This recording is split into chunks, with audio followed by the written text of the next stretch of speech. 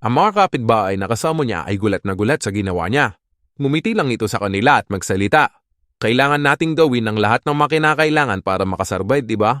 Hindi ako pwede mapag-iwanan. Dahil patuloy ang pagbagsak ng mga tao mula sa pagtalon sa Building 21, dali-dali nilang pinapatay ang mga ito. Saksak dito, saksak doon. Pinapanood lang ni Jiang Li ang nanangalit na apoy. Kahit katiting na awa ay wala siyang nararamdaman. At nasabi niya na araw-araw binibigyan ko kayo ng pagkain at sigarilyo. Tapos magawa niyo pang pagtangkaan ng buhay ko. Kaya hindi niyo dapat ako sisihin kung bakit ganito ang sinapit niyo. Sa kabilang mga building, nasaksiyan nila ang nakakakilabot na eksena. Bumilis ang mga tibok ng puso ng mga ito sa kaba.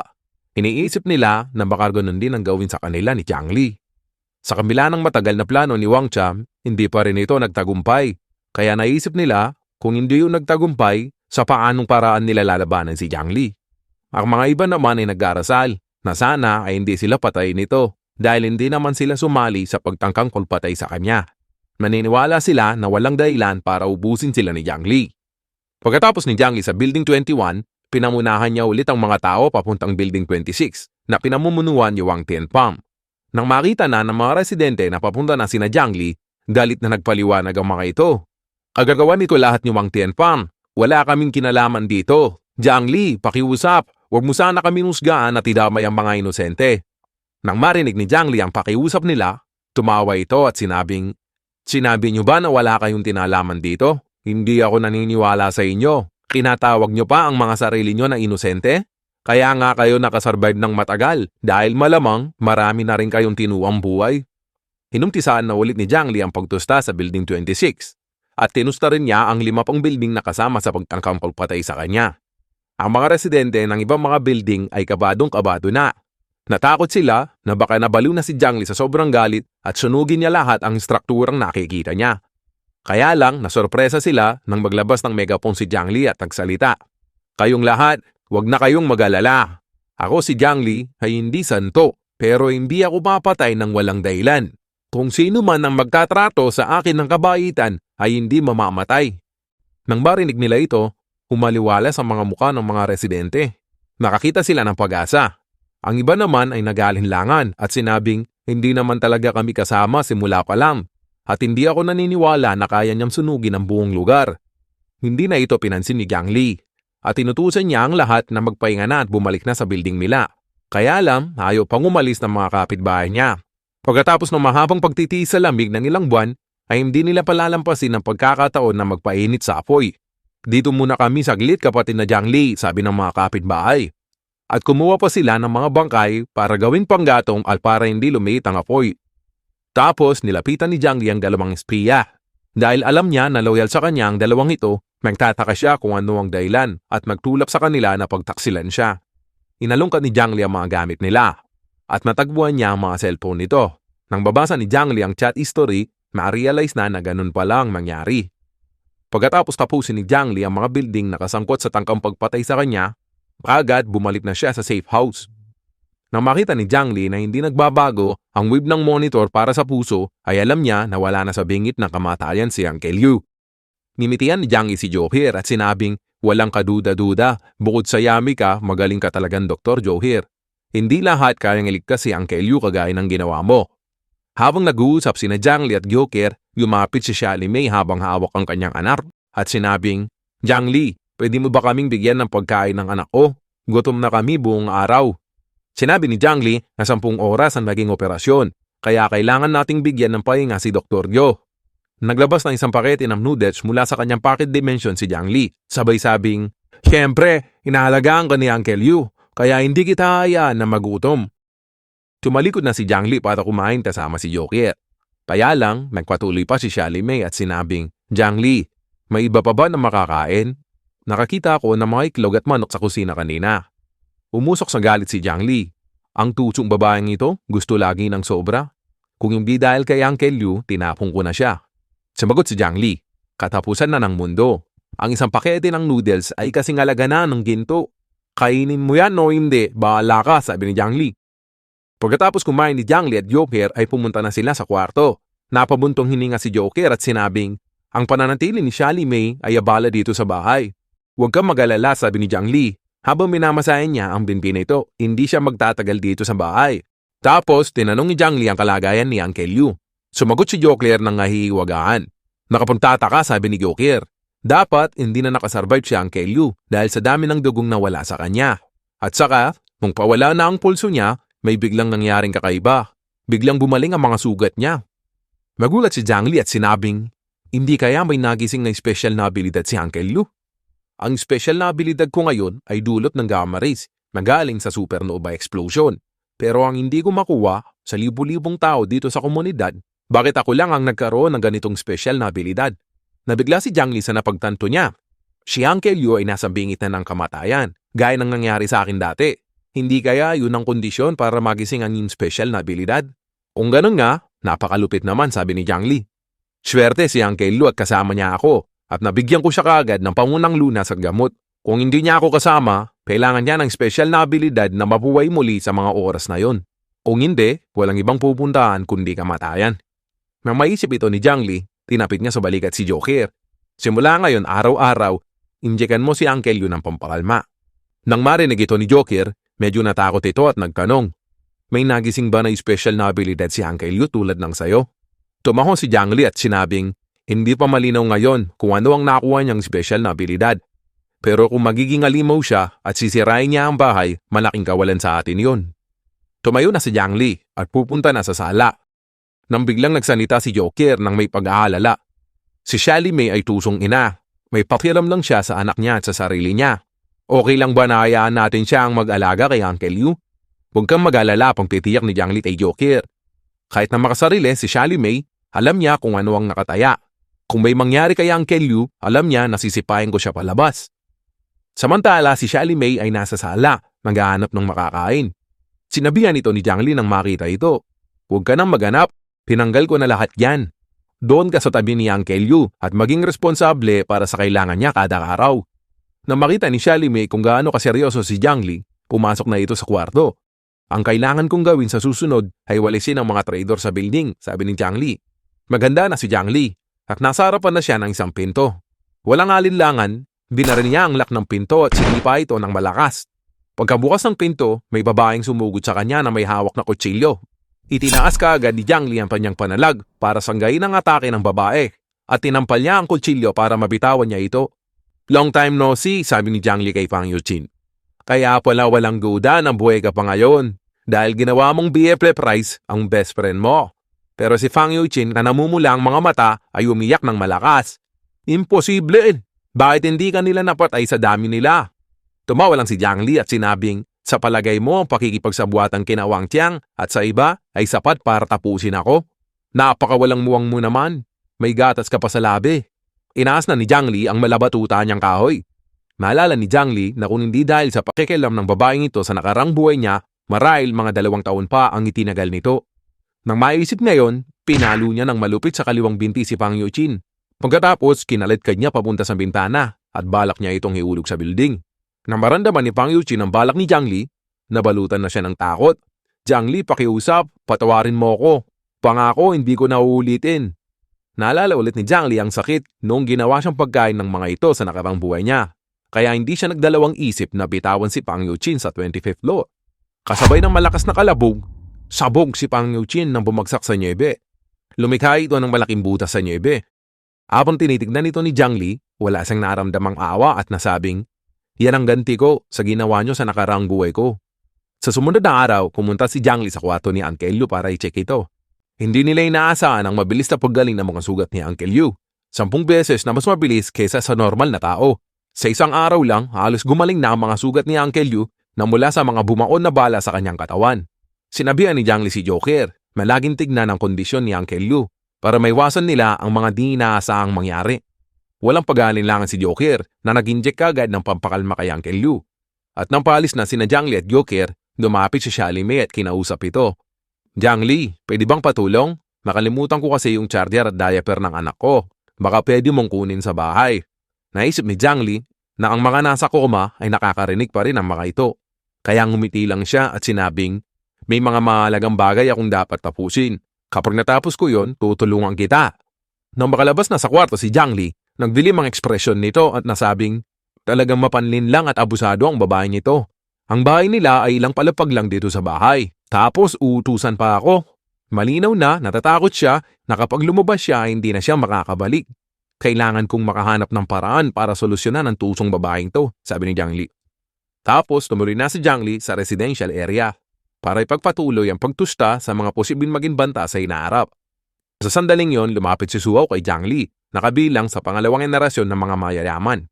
Kabady ito at sinabing, meron akong importanteng impormasyon na ibabahagi sa iyo kapatid na Jiang Li. Numitinam si Jiang Li at sinabing, alos sinubos ko na ang buong lugar. Ano pa kaya ang importanteng sasabihin mo, Suhaw? Bumulong si Suhaw at sinabing, kapatid na Jiang Li, narinig mo na ba na manak ni Jiang Nan, ang pinakamayamang tao, ay gumastos ng ilang bilyon para magtayo ng safe house kung sakaling magka-apocalypse? Naging interesado kagad si Jiang Li dito. Alam mo ba kung saan ang lokasyon ng safe house? Tanong ni Jiang Li. Sundan mo ko, sabi ni Suhaw. Hindi ligtas dito na pag-usapan. Baka may makarinig. Sinundan ni Jiang Li si Suhaw sa kanyang tinitirhan. Tinuskos ni Suhaw ang kanyang dalawang kamay at sinabing, ang taguan ng pinakamayamang anak na si Wang Ximing ay nasa Yongke Villa. Sinasabi rin nila na meron siyang mga supplies na tatagal habang buhay. Tinignan ito ni Jiang Li nang may pagtataka. Ano ngayon, sabi ni Jiang Li? Ano bang motibo mo, bakit mo sinasabi sa akin? Pinapik ni Suhaw ang dibdib niya at sinabing, kapatid na Jiang Li, ginagawa ko to para ipakita ang katapatan ko sa'yo. Gusto kong sundan ka at maging tagasunod mo. Sa kakayahan mo, sigurado ako na kaya mong kunin ang safe house na yun. Tumawa lang si Jiang Li sa mga sinabi ni Suhaw. Palagay mo ba tanga ako, sabi ni Jiang Li? Safe house na nagkakalaga ng ilang bilyon? Tapos iniisip mo na madali ko nang makukuha yon? Sa sandaling yon, nagpatuloy si Suhaw. Sa totoo lang, kapatid na Jiang Li, kilala ka na ni Wang Ximing. Tinawagan na niya ako dati para lokohin kita at ambusin ka para makuha ang mga supplies at snowmobile. Sabi ko na dati, iba ang galawan mo na yung umaming ka na. Paano mo gustong mamatay? Sabi ni Jiang Li. Tinaas kaagad ni Suhaw ang mga kamay niya. Di ko gagawin yun, kapatid na Jiang Li. Tinanggihan ko nga siya. Ngayon, totoong gusto kong sumama sa'yo. At gumawa ng paraan para makuha ang kanyang safe house. Dinutok ni Jiang Li ang baril niya sa noo ni Suhaw at nagsalita. Paano ko malalaman na hindi ito isang patibong? Nanginig siya takot si Suhaw. Sandali, kapatid na Jiang Li, huwag mo akong barilin. Lahat ng sinabi ko ay totoo. Bigyan mo pa ako ng pagkakataon. Pero bago pa siya makatapos, kinalabit na ni Jiang Li ang gatilyo. Napauko si Suhaw sa sobrang takot. Nang may masmasan na siya, nakita niya ang butas ng bala ay malapit lang sa kanya. Naging desperado si Suhaw at sumigaw, kapatid na Jiang Li, maawa ka. Nagsasabi ako ng totoo. Kalmadong inalis ni Jiang Li ang pagkatutok ng baril niya kay Suhaw at sinabing, pag-iisipan ko kung pwede kitang pagkatiwalaan. Kaya lang dapat bigyan mo ako ng dahilan. Puminga ng malalim si Suhaw at magsalita. Pagkatapos kumasaksiyan ang iyong mga abilidad, napagtanto ko na makakasurvive lang ako dito sa apocalypse kapag sinunod kita. Kahit na makialyado ako kay Wang Ximing, wala ring saysay dahil sa mata niya isa lang akong basura. Nabubulok pa. Nagpatuloy pa si Suhaw. Kahit bago pa ang apocalypse, isa na niya akong utusan. Para mabigyan lang ako ng pabor, kahit sarili kong chika big ay binibigay ko sa kanya para lang paglibangan niya. Hindi lang isang beses, basta ginusto niya, ibibigay ko sa kanya. Pero sa kabila ng lahat ng ito, kailanman ay hindi pa rin niya ako itinuring na isang tao. Naging katawa-tawa ako sa mga mayayaman sa Shanghai City. Pwede tayong magkulungan, sabi ni Jiang Li. Kaya lang, kailangan natin ng matibay na plano. Iminungkain ni Suhaw na lokohin natin si Wang Ximing. Papanggap ako na kaalyado niya para buksan niya ang pinto. Kapag nakapasok na tayo, pwede na natin siyang tapusin. Tumatawa lang si Jiang Li at sumagot, taha ka ba? Gusto mong itumba yung tao pero hindi mo alam ang detalye ng seguridad niya? Sumagot si Suhaw at sinabing, kabisado ko ang mga detalye ng seguridad ni Wang Ximing. Pero bago niya ibigay ang detalye ng seguridad, kailangan munang mangako ni Jiang Li na bibigyan siya ng posisyon bilang kanyang tauhan. Kung hindi, mananatili lang siyang tahimik. Ngumisi lang si Jiang Li at sinabing, kung hindi ka pala magsasalita, wala nang dahilan para panatiliin pa kita dito. Pagkasabi yun ni Jiang Li, pinutok niya ulit ang baril niya sa noo ni Suhaw. Sumigaw si Suhaw at sinabing, alam ko lahat ng walang pakinabang sa'yo ay patatahimikin mo. Ang impormasyong tungkol sa safe house ang tanging kaligtasan ko. Kahit mamatay ako, hindi ko ito ibubunyag. Napaanam mo ako, sabi ni Jiang Li. Matalino ka talaga, Suhaw. Sige, tatanggapin ko ang kondisyon mo. Pero kailangan sumunod ka sa mga alituntunin ko. Tumango ka agad si Suhaw at nangako siya na magiging loyal kay Jiang Li at susundin lahat ng pinag-uutos niya. Tapos nilatag ni Jiang Li ang kondisyon niya. Una, Suhaw, dapat sabihin mo lahat sa akin ng detalyado ang tungkol sa safe house. Pangalawa, may kailangan kang patayin na isang tao. Matapos na masiguro ni Jiang Li ang loyalty ni Su Hao, hindi siya kaagad inutusan nito tungkol sa kanyang pangalawang kondisyon. Sa halip, sinabi niya na bilang isang tauhan, may ibibigay siya sa kanya ng mahalagang bagay. Bumalik si Jiang Li sa kanyang safe house. At pagkatapos, pinuntahan niya si Su Hao na may dalang briefcase. Dahil pinili mo na maging tauhan ko, meron kang kailangang malaman. Hindi ko ito itatago sa'yo. Sa totoo lang, ako isang professional na mamamatay tao. Sumagot si Su Hao, hindi naman nakakapagtaka kapatid na Jiang Li. Ang abilidad mo sa pagbaril ay katangi-tangi. Sa revelasyon nito ni Jiang Li, tumaas ang kumpiyansa ni Su Hao. Naniniwala siya na habang nasa panid siya ni Jiang Li ay makakasurvive siya dito sa apocalypse. Sa mga oras na yon, naglabas ng iringgilya si Jiang Li at sinabi na ito ay isang lason na mabagal umapekto. Ginagamit ko ito sa mga matitigas na ulo o kaya sa mga may masasamang balak. Kung walang pandunas, tiyak ang kamatayan nito sa loob ng isang buwan. Nang marinig ito ni Su Hao, nagpanik ito at sumigaw. Kapatid na Jiang Li, sumpaman, wala akong masamang balak. Mumiti lang si Jiang Li at pinakalma siya. Huwag kang mag-alala. Kapag matagumpay nating nakuha ang safe house ni Wang Ximing, bibigyan kita ng gamot agad-agad. Nang marinig ito ni Su Hao, natumbay ito at naisip niya kung hindi nila makukuha ang safe house, tiyak na patay siya. Pero bago pa siya makapag-isip, tinurok na ni Jiang Li si Su Hao sa kanyang leeg. Simula ngayon, sabi ni Jiang Li, ganap na kitang tagasunod. Isang bangga na tayo ngayon. Di mo kailangang matakot. Di naman naapekto ang lason kung hindi pa oras. Naligo sa pawis si Su Hao at na-realize niya na nakatali na ang kanyang leeg kay Jiang Li. Bumalik ka na sa bahay, sabi ni Jiang Li. Kukontrayan kita kapag kailangan na kita. Habang pinapanood ni Jiang Li na nanginginig palayo si Su Hao, ngumisi ito at sinabing, "Mukhang matagumpay ako na natakot siya." Napadali nito ang lahat. Ngayong naniwala siya na ang tubig ay isang nakakamatay na lason, maliit na lang ang tsansa na pagtaksilan ako ni Su Hao, sabi ni Jiang Li. Samantala, sa hospital room, magkaroon na ng malay si Uncle Yu. Si Shelly May ay may binubulong sa kanyang tenga. Kaya alam, pinapanood dito ni Jiang Li sa surveillance camera. Pinuntahan kaagad dito ni Jiang Li. Pagkabukas niya ng pinto, kunwari na sorpresa siya. Uncle Yu, sa wakas, magising ka na. Kung hindi, mumultuhin ako ng konsensya ko habang buhay. Nang marinig ni Uncle Yu si Jiang Li, nagsalita ito. Jiang Li, miligtas mo na naman ang buhay ko. Simula ngayon, iaalay ko na ang buhay ko sa'yo. Natuwa si Jiang Li at sinabing, "Hindi, Uncle Yu, ikaw ngayon ang nagligtas sa akin." Si Shelly May na nasa gilid ay kunwaring nagpapasalamat at sinabing, "Jiang Li, maraming salamat. Hindi ko alam paano ka namin mababawian." Tumugon si Jiang Li at nakangiti. "Anong sinasabi mo, kapatid na Shelly May? Simula ngayon, pamilya na tayo. Iingatan ko kayong tatlo." Nang marinig ito ni Shelly May, parang tumama ng loto ang mukha niya sa saya. Ngayong opisyal na pwede na kaming tumira ngayon dito nang walang pag-aalala, inabot niya kaagad ang sanggol kay Jiang Li at sinabing, "Pupunta lang ako ng bahay para kunin ang mga kagamitan namin. Huwag mo akong pagsaraduhan, ha?" Mabilis na umalis si Shelly May at tuwang-tuwa. Sa wakas, mamumuhay na siya ng komportable sa bahay ni Jiang Li na may pagkain at painitan. Pagkalis niya, nilabas ni Jiang Li ang po niya at minesis niya si Su Hao na umaksyon ka na. Habang nilalaro ni Jiang Li ang baby, naisip niya na alam ko mahirap sa'yo ito, pero mas okay na yung ganito. Kaysa naman sa isang araw, gawin kang baby back ribs ng isang tao. Sa kabilang banda, si Shelly May ay tuwang-tuwang bumalik sa bahay. Nang buksan na niya ang pinto, nandun na pala si Su Hao nag-aabam. Nagulat ito. At bago pa siya makapagsalita, binaon na ni Su Hao ang kutsilyo sa kanya. Pagmakaawa pa si Shelly May, "Pakiusap, huwag mo akong patayin. Ibibigay ko lahat ng gusto mo." Pero bago pa siya matapos sa pagmamakaawa, nagpatuloy sa pagsugod at pagsaksak si Su Hao. At sinugurado niya na hindi na ito gumagalaw bago niya tinigilan. Pagkatapos ni Su Hao, tinext niya si Jiang Li. "Kapatid na Jiang Li, tapos na. Kailan ako makakakuha ng pagkain?" Nang mabasa ni Jiang Li ang message, hindi niya mapigilang mangiti. Sa wakas, sabi ni Jiang Li, "Tapos na ang problema ko sa babae niyon. Kung hindi, gagawa lang yun ng hindi namin pagkakasunduan ni Uncle Yu."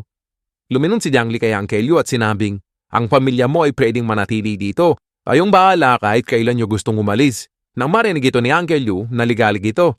"Kapatid na Jiang Li, mali ito. Limitado lang mga pagkain para sa inyong dalawa ni Joker. At saka, sapat na nailigtas mo ang buhay ko."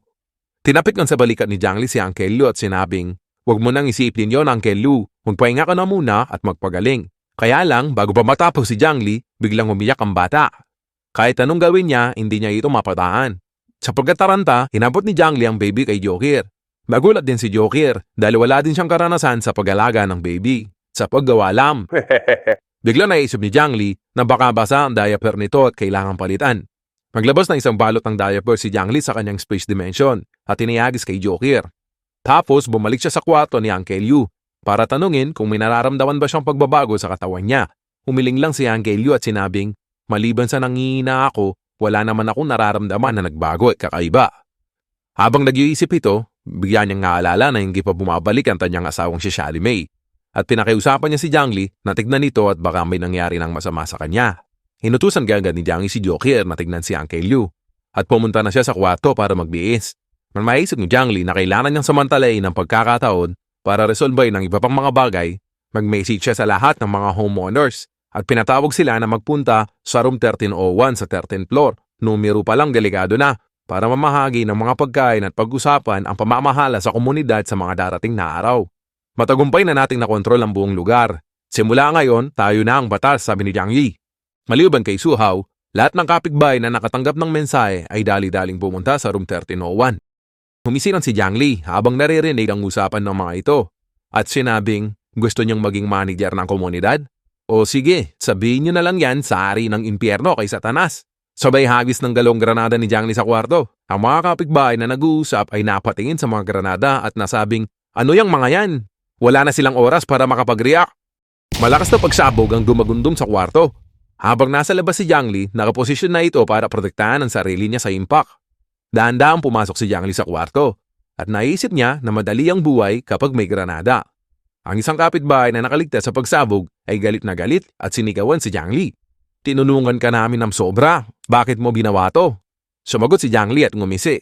Baka nagkakamali ka. Kung wala ako, matagal na kayong patay sa gutom. Mga patay gutom. Hindi na nagsalita si Jiang Li at sinugurado niya na sasama na siya sa iba sa kabilang buhay. Makaramdam ng lubos na kaligayahan si Jiang Li at nasabing, bukod kay Su Hao, lahat ng mga kapitbahay ko na nagkasala sa akin noong nakaraang buhay ay ubos na. Simula ngayon, wala nang banta sa akin sa buong komunidad. Ang kailangan ko na lang gawin ngayon ay kunin ang $1 bilyong na safe house ni Wang Ximing at mamuhay ng payapa.